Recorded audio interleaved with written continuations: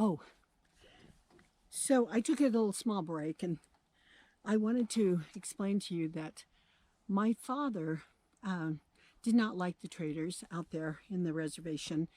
And my grandfather wanted to sell his sheep, and, just for some money. Back then, a quarter was worth a lot. A dollar was, lots of money. But so my grandfather took 3 or 4 sheep to the trader, and my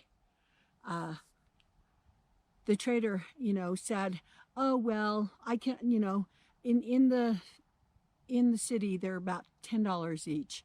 And this trader says, "No." He says, "I'm going to sell." He says, "I'm not going to give you $10." He says, "That's ridiculous." He says, "I'm going to only give you maybe $2 or $3." My dad went over there and popped this. He just slammed that trader in the jaw, and they became enemies because my father, being, learned and understood and couldn't believe these traders, how they would treat the Navajo people. And this needs to be heard. I mean, these traders are not our friends. I mean, yeah, they were there with food, but even to this day, it's ridiculous how much you're buying food from their stores. That's enough. I mean, that's all I'm going to say about the traders, because it doesn't make me happy. But it needs to be known. That's just the way they were. They were worse. And the other thing that they did, history-wise, and being a researcher, you find out all of these things, that the government did the same thing to the Navajos. I mean, to all of the Native Americans. And they brought traders out there, and they indebted them because, these guys were putting money out there, and they said, "Oh, you can get all you want," whatever, because they knew darn well they didn't have, the means to pay the money back. And because they didn't, they took their land, and it's sad. It's just the ulterior motives were nasty. And so thus is our history. And it still goes on to this day. I mean, anyways, I could carry on about that, but we're going to keep it positive. Now, so like I said, you have, here we are in the Navajo, the Dene Kea. And this is our land.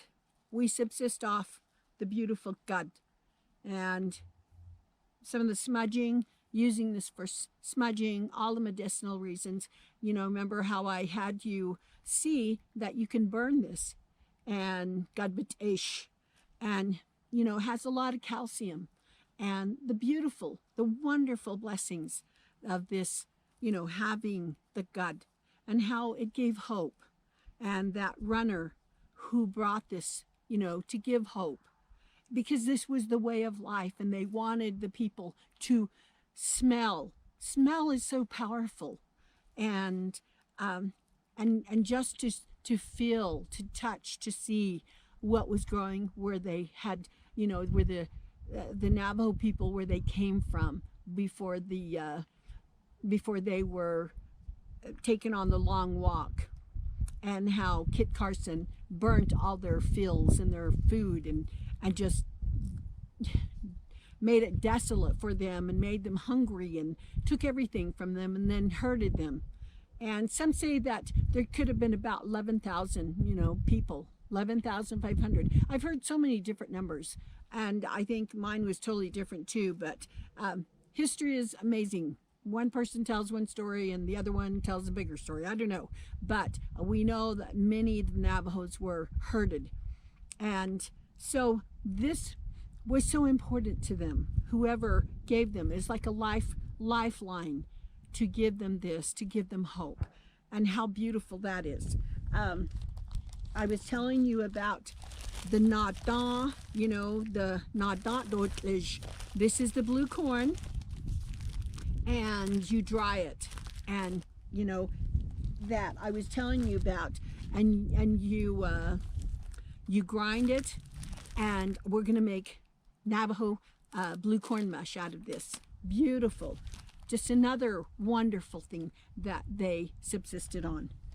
And once you grind it, now these are products, if you can tell, it's ground, and then you roast it, and this is what it looks like. And then you can make the blue corn, and you have to add gadbitesh. I told you, burning this, you put this together and you get magnificent calcium. So then here is the, they call, nashjiji. And this is specially dried corn, and you make soup out of this, and just beautiful.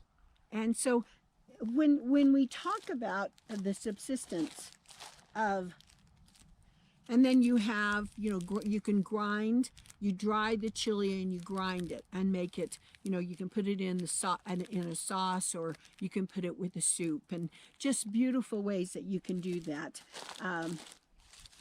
You have the beans. Now there's a thing called anasazi beans, and that's another one. There's beans in here, but cute little back package, and big little different than the pinto beans, but just as wonderful.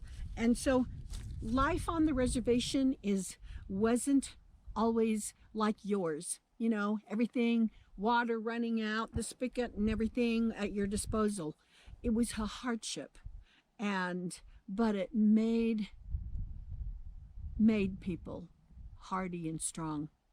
And I'm thankful for my grandparents who suffered. And see, that's the reason why my grandfather, when my father had children and had us, from the town where we moved to, it's about almost close to 70 miles. And my grandfather instructed my dad. He said, here on the reservation, we suffer, but with, poverty and and he said, I don't want my grandchildren to go through that.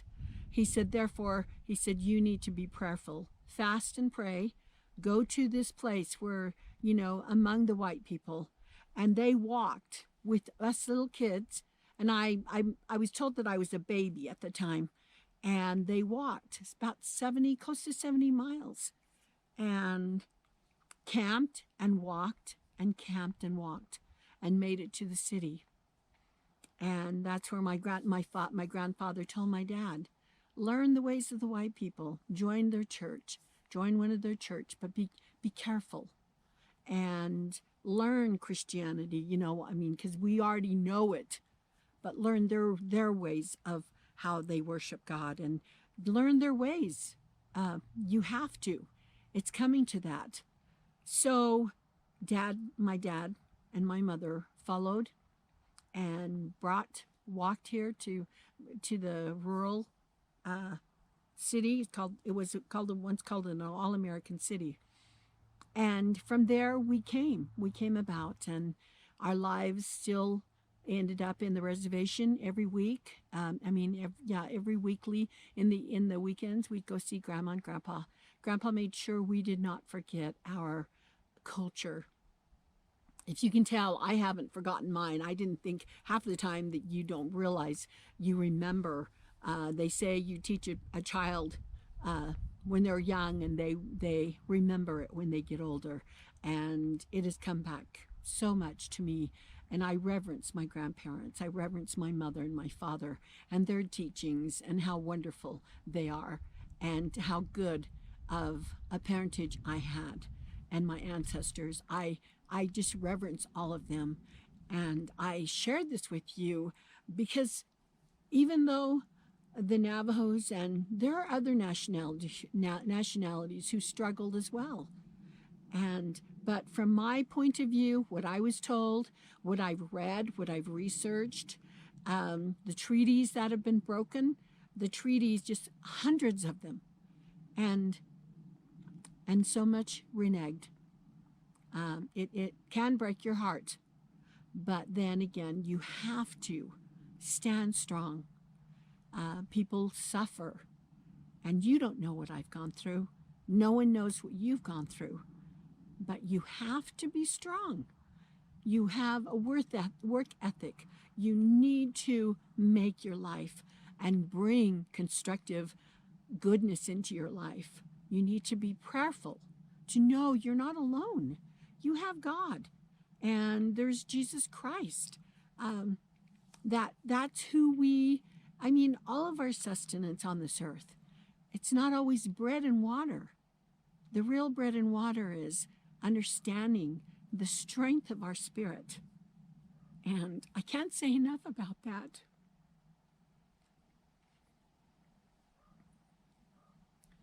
Because right now, it's like our Constitution is almost hanging by a string. And we have to be strong. But don't depend on the government. Depend on yourself and God.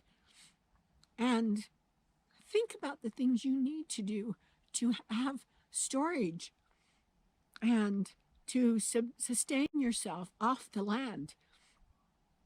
You need to learn how to cook for yourself. Stop depending on,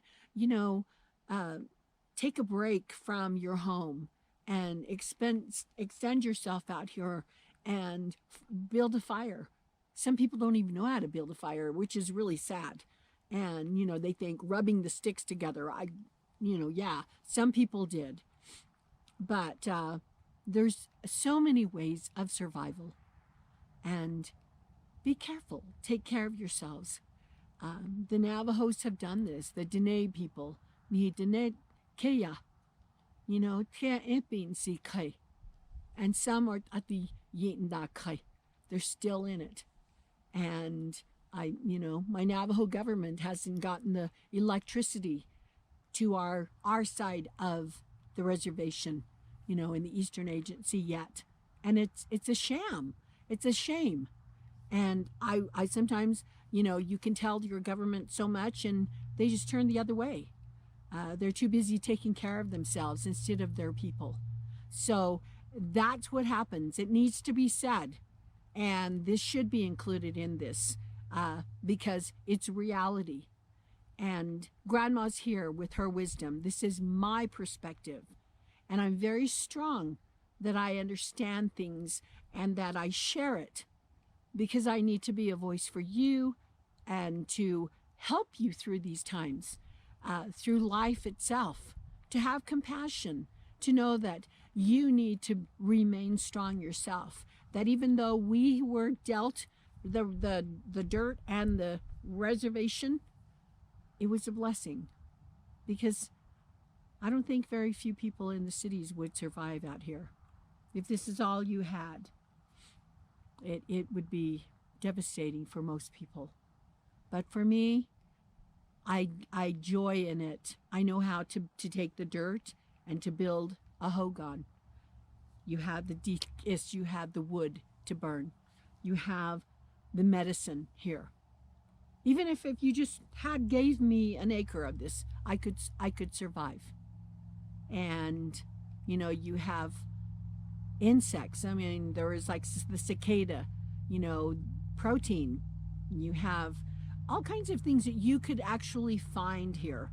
And I was looking,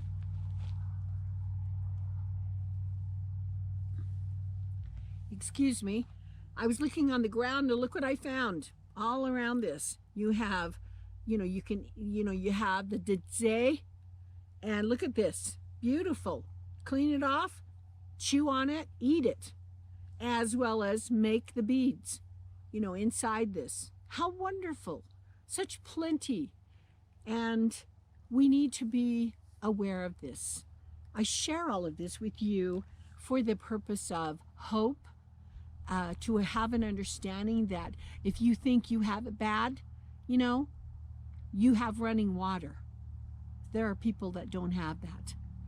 You have food. Some people don't. And you have shelter. There are many who are homeless. You have water, and some people don't even get that. We don't have it out in the reservation yet, and in some areas.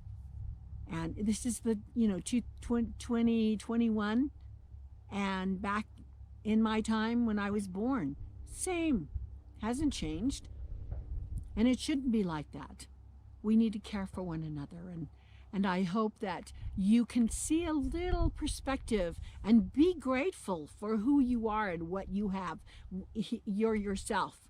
Now, maybe you live on a reservation and have this same thing, but we all share and we all need to be grateful, whether we have amazing sheets that we slip into every night or our great, carpeting we walk on or the dirt floor. And how beautiful and wonderful that is. Having Mother Earth. Father Sky, we have prayer. There are many strengths we have, each of us. But poverty doesn't always mean it's awful. Poverty is a strength. There's always opposition in all things. Good, bad. It's just the way life is. And we need to work with it and make it our strength. So this is Grandma's wisdom and kind of shedding a light on what it's like living in the Dene Kea, and in their perspective. I just gave you a glimpse, and there's more. There's so much more. And I will be seeing you in another video. It's not doom and gloom. It's joy in learning how to be constructive, to use what you've been given, and to be grateful. So this new year, let's celebrate. Remember, you take the old, what do? Pa, pa, pa. It makes people laugh when they hear that. You don't have to have smudgers, all the time. You don't have to have all this. Use your hand, good grief. You don't have to have a feather. But if you want, go all the way and get it. Make your own self a medicine bag, but you can cleanse yourself. Roll that out of you and make life happy. And there's so many things I've already shown you that can give you strength and hope.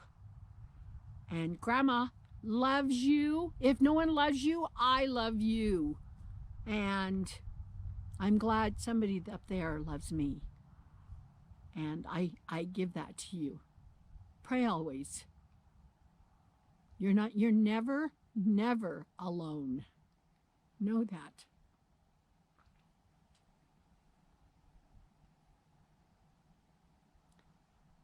I better quit because I'm getting too emotional.